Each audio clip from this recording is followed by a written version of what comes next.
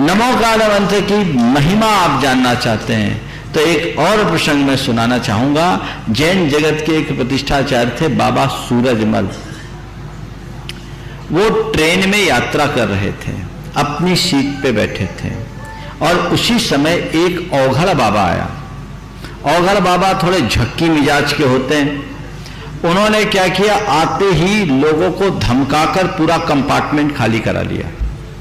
और जब बाबा जी से कहा तो उन्होंने कहा भाई मैं क्यों उठूं, मेरा रिजर्वेशन, मैं अपनी सीट पर बैठा हूं। उन्होंने कहा बच्चा उठ, नहीं तो तुझे कच्चा खा जाऊंगा।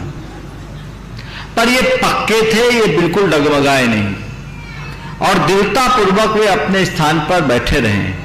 जब देखा कि ये नहीं मिल रहा है तो उस साधु को गुस्सा आ गया और उसने इनके विरुद्ध मंत्र प्रयोग करना प्रारंभ कर दिया। जब उस साधु ने मंत्र प्रयोग करना शुरू किया, उनकी भाव भंगिमा को देखे तो बाबा जी ने चुपचाप नमोकार मंत्र जपना शुरू कर दिया। ये नमोकार जपे, इधर वो साधु पसीना में तर, पसीना पसीना, हालत खराब।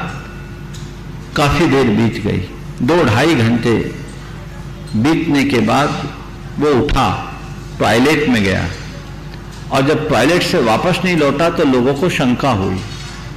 काफी देर बाद जब टॉयलेट से लौटा नहीं, लोगों ने देखा टॉयलेट अंदर से बंद। जब अंदर झांक कर देखा गया तो बाबा वहीं ढेर हो गया था, उसकी मृत्यु हो गई थी।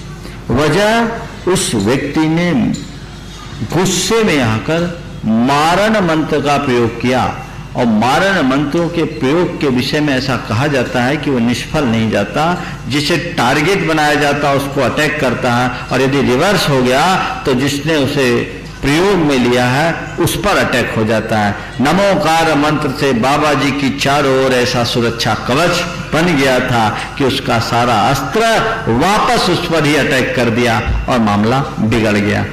अगर कोई नमोकार मंत्र लिखता है तो एक महिला कानपुर की थी, मछली की तरह तड़पती थी, 5-7 उसके ऑपरेशन हो गए थे आनंदपुरी कानपुर में। जब हमारा उधर बिहार हुआ, मेरे संपर्क में आए, उनने जब अपनी व्यथा कही, वो अपने जीवन से हार चुकी थी। मैंने उनसे कहा कि तुम एक काम करो, नमोकार मंत्र लिखो और 4 बजे से 5 बजे तक का समय दिया। एक आसन पर बैठकर लिखने के लिए कहा और स्नान करके शुद्ध वस्त्र पहन करके मौन होकर के लिखे। आप सुनकर आश्चर्य करोगे, 3 महीने में उसे आराम मिल गया। आज भी वो हमारे पास परिवार आता है, अब उनको कोई औषधि की जरूरत नहीं है और बिल्कुल ठीक। और हकीकत ये थी कि जिस वक्त मैंने उसे बोला था, मैंने ये कह दिया था 3 महीना में तुम्हें आराम मिल जाएगा, लेकिन मेरे मन में भी इतना कॉन्फिडेंस नहीं था कि बोल तो दिया, हो जाएगा कि नहीं हो जाएगा।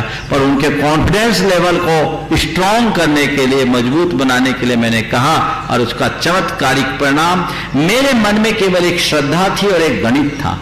श्रद्धा ये थी कि ये महामंत्र चमत्कारिक मन, इससे हमारे पाप की असंख्यात गुनी निर्जरा होती, और गणित ये कि जपने में मन भागता है, लिखने में मन वचन काय तीनों एकाग्र होंगे और एकाग्र मन से यदि कोई इस मंत्र का आराधन करेगा 100% परिणाम उसका मिलेगा। और उसके बाद मैंने कई लोगों को बताया, उनके रोग शोक दूर हुए। तो इस तरीके से अपने को समझकर चलना चाहिए। ये महामंत्र है, इसकी महिमा अनुपम है, उसे उसी ढंग से देखना चाहिए।